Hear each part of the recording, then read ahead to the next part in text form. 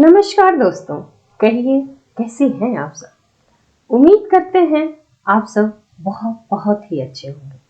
आपकी अपनी पसंदीदा कहानी में आपका स्वागत है। आइए आज सुनते हैं प्रेमचंद जी द्वारा लिखित कहानी नए पड़ोसियों से मेलजोल।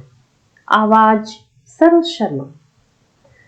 मुंशी प्रेमचंद जी कहते हैं कि मुंशी जीवनलाल, जिन्होंने सुदामा का घर भाड़े पर लिया था, बड़े विचारशील मनुष्य थे। पहले एक प्रतिष्ठित पद पर कार्यरत थे, किंतु अपनी स्वतंत्र इच्छा के कारण अफसरों को प्रसन्न नहीं रख पाए। वो ऐसे व्यक्तित्व के इंसान थे कि अफसर उनसे प्रसन्न नहीं हुए।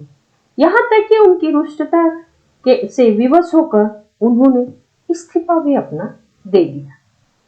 नौकरी के समय में कुछ पूंजी एकत्र कर ली थी, इसलिए वह नौकरी छोड़ते ही ठेकेदारी की ओर अग्रसर हो गए और उन्होंने परिश्रम किया और बहुत ही जल्दी अच्छी संपत्ति बनाई।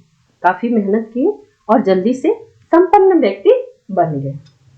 इस समय उनकी आय 4 से 500 रुपए मासिक से कम न थी। उस जमाने में 500 रुपए अपने आप में 5 लाख से ऊपर ही रहा होगा। उन्होंने कुछ ऐसा अनुभवशीलनी बुद्धि पाई थी, वो बहुत ही प्रखर बुद्धि के व्यक्ति थे कि जिस कार्य में भी हाथ डाल देते थे उनमें लाभ छोड़कर हानि होता ही नहीं था, लाभ ही लाभ होता था।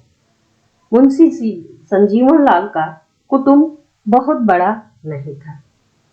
संतानों तो ईश्वर ने कई दी थी, संतान उनको ऊपर वाले ने कई सारे दी थी, पर इस समय माता पिता के नयनों की पुतली केवल उनकी एक पुत्री ही थी।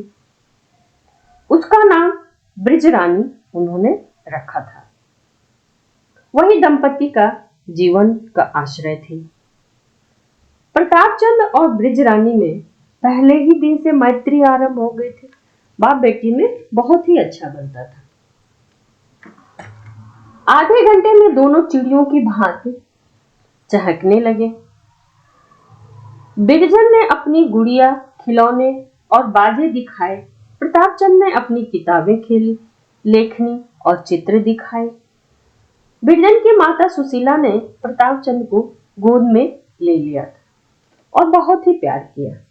उस दिन से वह नित्य शाम के समय इनके घर आता और दोनों बच्चे साथ में खेलते थे। ऐसा प्रतीत होता था कि मानो दोनों भाई बहन हैं। सुशीला दोनों बच्चों को गोद में बैठाती और बहुत ही प्यार करती। घंटों टकटकी लगाए दोनों बच्चों को देखा करती थी। बिरजन भी कभी कभी प्रताप के घर जाती। विपत्ति की मारी सुआशा उसे देखकर अपना दुख भूल ही जाती थी और उसे छाती से लगा लेती और उसकी भोली भाली बातें सुनकर अपना मन बहलाने लगती थी। एक दिन मुंशी संजीवन लाल बाहर से आए तो क्या देखते हैं कि प्रताप और विरजन दोनों दफ्तर में कुर्सियों पर बैठे हुए हैं। प्रताप कोई पुस्तक पढ़ रहा था और विरजन ध्यान लगाए सुन रही थी।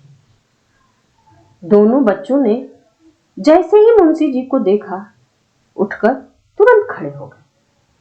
बिरजन तो दौड़कर पिता की गोद में जा बैठे और प्रताप सिर नीचा करके एक ओर किनारे खड़ा हो गया। कैसा गुणवान बालक था। आयु अभी 8 वर्ष से भी अधिक न थी, परंतु लक्ष्मण से भावी प्रतिभा झलक रही थी। दिव्य मुखमंडल, पतले पतले लाल लाल अधर, तीव्र चितवन, काले काले भ्रमर के समान बाल, उस पर स्वच्छ कपड़े। मुंशी जी ने कहा, यहां आओ प्रताप, मेरे पास आओ। प्रताप धीरे धीरे कुछ हिचकिचाता हुआ, सकुचाता हुआ मुंशी जी के समीप आया। मुंशी जी ने पितृवत प्रेम से उसे गोद में बैठा लिया और पूछा, तुम अभी कौन सी किताब पढ़ रहे थे? प्रताप बोलने की को ही था कि बिरजन बोल उठी, बाबा अच्छी अच्छी कहानियां थी। क्यों बाबा, क्या पहले चिड़िया भी हमारी भांति बोला करती थी? मुंशी जी मुस्कुराकर बोले, हाँ खूब बोलती थी।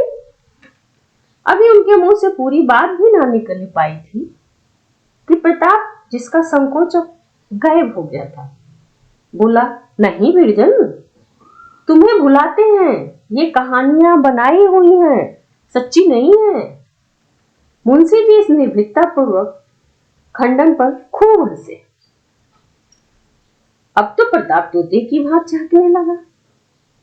स्कूल इतना बड़ा है कि नगर भर के लोग उसमें बैठ जाएंगे।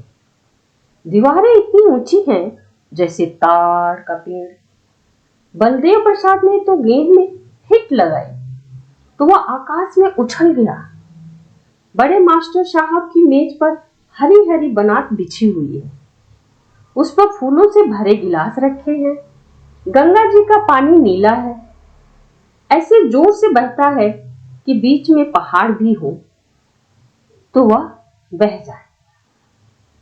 वहां एक साधु बाबा है, रेल दौड़ती है सन सन सन सन सन सन, उसका इंजन बोलता है छक छक छक छक छक छक, इंजन से भाप होती है, उसी के जोर से गाड़ी चलती है। गाड़ी के साथ पेड़ भी दौड़ते हुए दिखाई देते हैं। रंजन, इस बार कितनी ही बातें प्रताप ने अपनी भोली भोली बातों में कही थी। बिरजन चित्र की भांति चुपचाप बैठी पूरा सुन रहे थे। रेल पर वह भी 2-3 बार सवार हुई थी, परंतु उसे आज तक यह ज्ञात न था कि उसे किसने बनाया और वह क्यों चलती है। 2 बार उसने गुरुजी से यह प्रश्न किया भी था, परंतु उन्होंने यही कहकर टाल दिया कि बच्चा, ईश्वर की महिमा कोई बड़ा भारी और बलवान घोड़ा है जो इतनी गाड़ियों को सन सन सन सन खींचे लिए जाता है।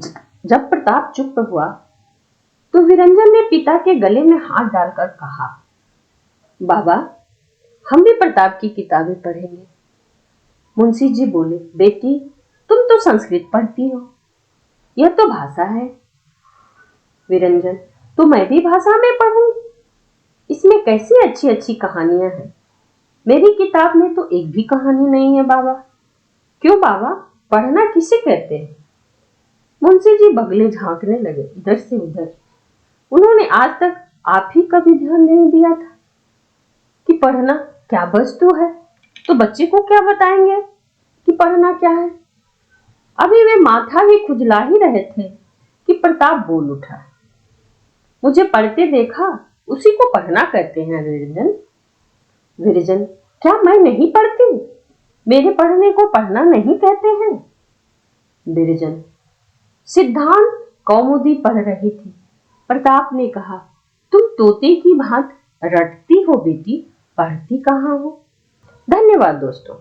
कहानी अच्छी लगी हो तो लाइक, कमेंट, शेयर और सब्सक्राइब करना ना भूलें।